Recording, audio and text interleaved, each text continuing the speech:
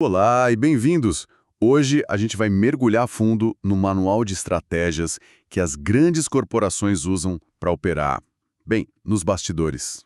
Exato. A nossa fonte principal aqui é uma entrevista muito reveladora com a pesquisadora de saúde pública Anna Gilmore. E com a ajuda dela, a gente vai tentar expor um a um os truques que moldam o que comemos, como a gente pensa e, talvez o mais importante, quem a gente culpa pelos grandes problemas do mundo. É um mergulho no mundo que afeta todo mundo todos os dias, né? E o ponto de partida da análise da Gilmore é um conceito que ela chama de determinantes comerciais da saúde. Determinantes comerciais da saúde? É um jeito assim mais técnico de dizer que as decisões e as práticas de grandes empresas têm um impacto direto e mensurável na nossa saúde e bem-estar. E para a gente ter uma ideia da escala disso, a pesquisa dela traz um dado que é difícil de ignorar. Ela afirma que só 4 tipos de produtos são responsáveis por, no mínimo, 1/3 de todas as mortes no mundo. 1/3? 1/3, eu fiquei pensando muito nesse número. É absurdo. É um número que obriga a gente a parar e prestar atenção, né? E não estão falando de produtos raros ou, sei lá, de nicho. São 4 gigantes do consumo. Que são? Tabaco, combustíveis fósseis, álcool e alimentos ultraprocessados. Mas o foco da Gilmore não está só nos produtos em si, e isso é a chave. Tá, não é o produto. Não só isso. São as práticas por trás deles. O argumento central dela é que a maior parte do dano que eles causam à saúde, ao meio ambiente, à sociedade, não é um acidente, não é inevitável. É de propósito. É o resultado de decisões deliberadas e, portanto, poderiam ser evitados. Ok. Essa é a questão que fica, então. Se o dano é tão grande e, como ela diz, evitável, como é que essas indústrias não apenas sobrevivem, mas faturam bilhões? Qual é a primeira jogada nesse manual de estratégias? A primeira jogada é a mais fundamental e, eu diria, talvez a mais engenhosa de todas. Que é? Mudar o foco. Em vez de se defenderem, elas nos colocam no banco dos réus. A tática é transferir toda a responsabilidade do sistema, da corporação, para o indivíduo. É criar aquela narrativa de que se alguma coisa dá errado, a culpa é da sua falta de força de vontade, da sua preguiça, das suas escolhas. A entrevista traz um exemplo disso que é quase uma caricatura. Um executivo da Pepsi Cola disse, e a citação é real, ele disse: se todos os consumidores se exercitassem, o problema da obesidade não existiria. Nossa! É uma lógica impressionante, né? Tipo, ignora a publicidade de bilhões de dólares, a composição química dos alimentos feita para gerar compulsão. A falta de acesso a alimentos saudáveis. Exato. Joga tudo isso fora e diz, o problema é que você não está correndo o suficiente na esteira. É uma simplificação muito poderosa. E o que a pesquisa da Gilmore revela de mais contra-intuitivo é que essa ideia não é só uma frase de efeito de um executivo. É uma estratégia de marketing projetada. E o melhor exemplo disso é um termo que todo mundo usa hoje. Qual? Pegada de carbono. Sim, claro. Reduzir nossa pegada de carbono, calcular. Eu sempre associei isso ao movimento ambientalista, a uma conscientização ecológica. Todo mundo. Mas a Gilmore mostra que o termo foi, na verdade, desenvolvido, financiado e popularizado lá no início dos anos 2000 por uma gigante do petróleo, a British Petroleum, a BP. Peraí, a BP? A própria. Eles criaram uma das primeiras calculadoras de pegada de carbono online. A genialidade da estratégia foi desviar o debate sobre a crise climática da sua fonte principal. Que é a queima de combustíveis fósseis em escala industrial. Exatamente. Desviar disso para as nossas ações individuais. De repente, a conversa não era mais sobre regulamentar a indústria do petróleo, mas sobre se você desligou a luz ao sair do quarto ou se foi de carro para o trabalho. Inacreditável. Eles criaram a própria régua com que a gente mede a nossa culpa individual, enquanto eles continuavam operando na mesmíssima escala. Isso é incrível. Eles basicamente nos deram uma lição de casa para nos manter ocupados enquanto o problema real continuava ali, sem solução. Então tá, moldar a opinião pública é a jogada de longo prazo. Mas e quando o governo ameaça agir agora? Com uma lei nova, um imposto? Ah, e a estratégia fica mais sofisticada. Eles não podem simplesmente falar para o Congresso a culpa é do consumidor. Não, aí entra o jogo de bastidores. A Gilmore explica que indústrias com uma reputação, digamos, muito ruim, como a do tabaco, por exemplo, elas perderam acesso direto. Faz sentido? A credibilidade deles é tão baixa que se o representante da Philip Morris bater à porta de um Ministério da Saúde para argumentar contra uma política antitabagismo, ele provavelmente nem vai ser recebido. A porta se fecha antes. Ok, então como eles contornam isso, se não podem entrar pela porta da frente? Qual é o caminho? Eles não batem na porta, eles pagam outros para baterem por eles. A pesquisa chama isso de uso de grupos de fachada. Grupos de fachada. A indústria financia de forma bem discreta uma série de outras organizações. Podem ser centros de estudo com nomes que soam super acadêmicos, tipo Instituto para a Liberdade Econômica, ou até mesmo ONGs e associações de pequenos comerciantes. Peraí, então o governo acha que está fazendo uma audiência pública ouvindo diferentes setores da sociedade. Exatamente. O governo acredita que está ouvindo a voz de um centro de pesquisa independente, de uma associação de varejistas preocupada com os negócios, de um grupo de cidadãos defendendo a liberdade de escolha. Nossa. Parecem 5, 6 vozes diferentes, legítimas. Mas, na verdade, a pesquisa da Gilmore mostra que, se você seguir o dinheiro, descobre que todas essas vozes são financiadas pela mesma fonte, defendendo o mesmo interesse. É tipo um show de marionete, sabe? A indústria está nos bastidores puxando todas as cordas. E ela diz que isso acontece em outros setores também. Ela alerta que a indústria de alimentos e bebidas está usando o mesmo manual. É a criação de um consenso artificial para paralisar qualquer tentativa de regulamentação. Uau! E, além dessa influência oculta, a entrevista fala de outra tática, que é mais visível, que é a tal da gestão de reputação. A famosa responsabilidade social corporativa. Ah, sim, o RSC. E aqui, a Gilmore traz um exemplo da Colômbia, que sinceramente é de uma audácia que beira o inacreditável. Eu lembro bem desse trecho, é um caso que ilustra perfeitamente a lógica por trás de muitas dessas ações. A história, que foi contada por um colega dela, é a seguinte. Uma grande fabricante de refrigerantes instala uma fábrica numa comunidade local.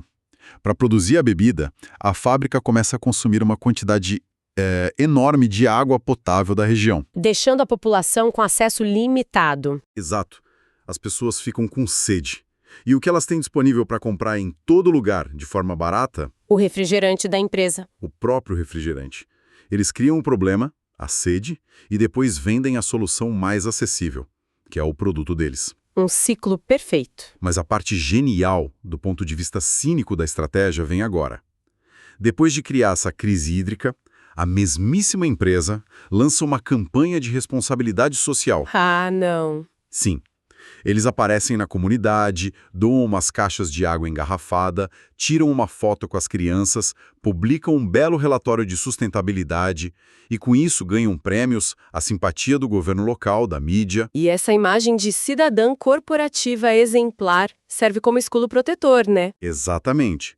Torna muito mais difícil para o governo impor uma regulamentação mais rígida sobre o uso da água pela fábrica. É um ciclo de relações públicas que mascaram um dano gigantesco à comunidade. E para a gente entender o quão eficazes todas essas táticas combinadas podem ser, a fonte sugere que a gente olhe para o caso da indústria do tabaco. É quase um estudo de caso de resiliência corporativa. Verdade. A pergunta que a Gilmore faz é: como uma indústria cujo produto, quando usado como indicado, mata 2 em cada 3 de seus consumidores de longo prazo, como ela consegue não só sobreviver, mas continuar a prosperar? É a pergunta de $1 trilhão. Porque, em teoria, seria um negócio completamente inviável. Em teoria, sim. A resposta, segundo a análise, se baseia em 2 frentes principais. A primeira é a natureza do produto em si. O vício. O vício. Os cigarros não são só folhas de tabaco enroladas, são dispositivos de engenharia química projetados para entregar nicotina ao cérebro da forma mais rápida e viciante possível. A dependência química é o pilar do modelo de negócios. E a segunda frente? A segunda é uma defesa legal e de marketing implacável. Quando as políticas de saúde pública finalmente começaram a fazer efeito e as vendas de cigarros caíram em muitos países, eles não aceitaram a derrota, eles se reinventaram. É aí que entram os cigarros eletrônicos. Exato! Lançaram uma nova geração de produtos, cigarros eletrônicos, tabaco aquecido, sachê de nicotina, com um marketing super agressivo, vendendo a ideia de que eles tinham mudado e agora faziam parte da solução para um futuro sem fumaça. Mas esses produtos não são vendidos como uma alternativa mais segura, uma forma de redução de danos? Exatamente essa é a narrativa. E, embora possa haver um debate científico sobre a redução de danos para um fumante que não consegue parar, o que a Gilmore aponta é o efeito prático disso no mercado global. Que foi? Essa nova imagem limpa, tecnológica, deu à indústria uma nova legitimidade, reabriu portas para lobby e, o mais alarmante, atraiu uma nova geração de jovens. O resultado final, que os dados mostram, é que a tendência global de queda nas vendas de produtos de tabaco e nicotina foi revertida. Que elas voltaram a subir. Voltaram a subir. Além do marketing, a entrevista menciona uma manipulação econômica muito específica. Algo sobre como eles neutralizam os impostos. Eu sempre achei que aumentar imposto sobre cigarro era a ferramenta mais óbvia e eficaz para reduzir o consumo. É surpreendente saber que eles têm uma resposta para isso. E eles têm. E é uma estratégia muito, muito astuta. Essa parte da análise é crucial. Funciona assim. O governo, querendo proteger a saúde pública, anuncia um aumento de, digamos, 10% nos impostos sobre os cigarros. Certo, o objetivo é que o preço suba e fique menos acessível. Exato. Especialmente para os mais jovens e as populações de baixa renda. Uma lógica direta. E o que a indústria faz? Em vez de aplicar esse aumento de 10% em todos os seus produtos, ela segmenta o mercado. Nas suas marcas mais baratas, as chamadas marcas de entrada, que são consumidas justamente pelas populações mais vulneráveis, Sim. ela absorve o aumento do imposto. Ou seja, ela não repassa o custo para o consumidor, mantendo o preço baixo e acessível. Ela basicamente subsidia o cigarro para os mais pobres. Mas, peraí, se eles fazem isso, eles perdem dinheiro. Como isso se sustenta? É aí que vem a segunda parte da manobra. Para compensar essa perda, eles aplicam um aumento muito maior do que os 10% nas suas marcas premium, as mais caras. Ah, entendi. Os consumidores de maior poder aquisitivo que compram essas marcas têm menos sensibilidade ao preço e continuam comprando. No fim das contas, o lucro total da empresa permanece o mesmo ou até aumenta. E o imposto do governo não atinge o público-alvo prioritário. A política de saúde é neutralizada. Exatamente. Eles criam uma espécie de sistema de preços Robin Hood às avessas. E esse padrão se repete em outros lugares? Com certeza. A indústria do álcool, por exemplo, faz algo parecido. Vende as bebidas que causam o dano e, simultaneamente, investe pesado e lucra com as versões zero álcool ou baixo teor alcoólico. Eles controlam os dois lados do tabuleiro. O veneno e o suposto antídoto. É uma situação em que eles sempre ganham. Ouvindo tudo isso, sabe, todas essas táticas, desde a manipulação psicológica até a econômica, a sensação que fica é que o problema não é só uma empresa ou outra que joga sujo. Não mesmo. Parece que o próprio sistema incentiva ou, no mínimo, permite que tudo isso aconteça. Essa é exatamente a conclusão principal da Gilmore. Ela argumenta que não estamos lidando com algumas maçãs podres, mas com um cesto inteiro que está doente. Ela usa uma palavra forte para descrever nosso modelo econômico atual. Qual? Patológico. Patológico. O que ela quer dizer com isso? A lógica patológica que ela descreve é a de um sistema que é brilhante em uma coisa: privatizar os lucros e socializar os custos. Privatizar lucros, socializar custos. Pensa bem, todo o faturamento da venda de cigarros, álcool ou junk food vai para os acionistas e executivas das empresas. É um lucro privado. Mas os custos gerados por esses produtos, Os gastos com saúde, bilhões gastos pelos sistemas públicos de saúde para tratar câncer, diabetes, doenças do fígado, os custos ambientais da poluição, os custos sociais da violência, dos acidentes. Quem paga essa conta? nossa, a sociedade. Somos nós, através dos nossos impostos. O sistema permite que as empresas embolsem os ganhos, enquanto transferem os prejuízos para todo o resto. É uma conta que não fecha. Ou melhor, fecha para eles, mas não para a gente. Diante desse quadro, a análise oferece alguma esperança? Ou a gente está preso nesse sistema? Olha, a análise termina com uma nota de otimismo cauteloso. A Guimora acredita que a percepção de que este sistema é fundamentalmente insustentável está crescendo no mundo todo. As pessoas estão começando a perceber. Sim. A crise climática, a perda de biodiversidade, o aumento extremo da desigualdade, são tantos sinais de alerta piscando ao mesmo tempo que está se tornando impossível ignorar.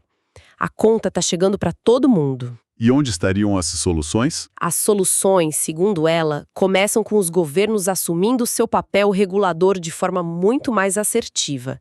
Isso significa, primeiro, reconhecer o conflito de interesses fundamental que existe. O que seria isso? Como ela mesma diz, você não convida a raposa para ajudar a projetar o galinheiro.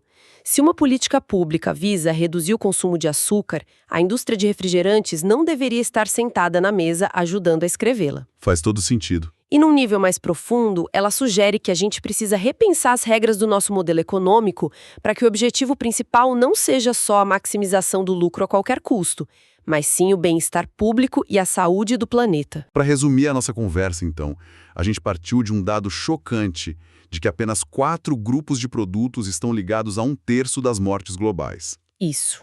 E, mais importante, a gente descobriu um manual de estratégias ocultas que permite que isso continue. Primeiro, a jogada de mestre de culpa ao indivíduo. Fundamental. Depois, o uso de grupos de fachada para manipular governos nos bastidores. E, por fim, as sofisticadas táticas de gestão de reputação e manipulação de preços para manter os negócios funcionando. Exato. E isso nos deixa com um pensamento final, que talvez seja mais uma ferramenta do que uma conclusão.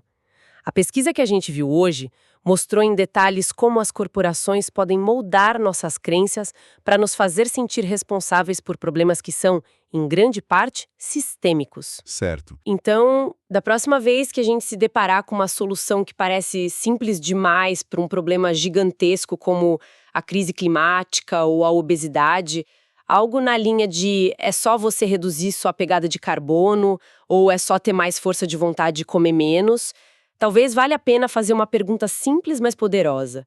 A quem essa narrativa realmente serve?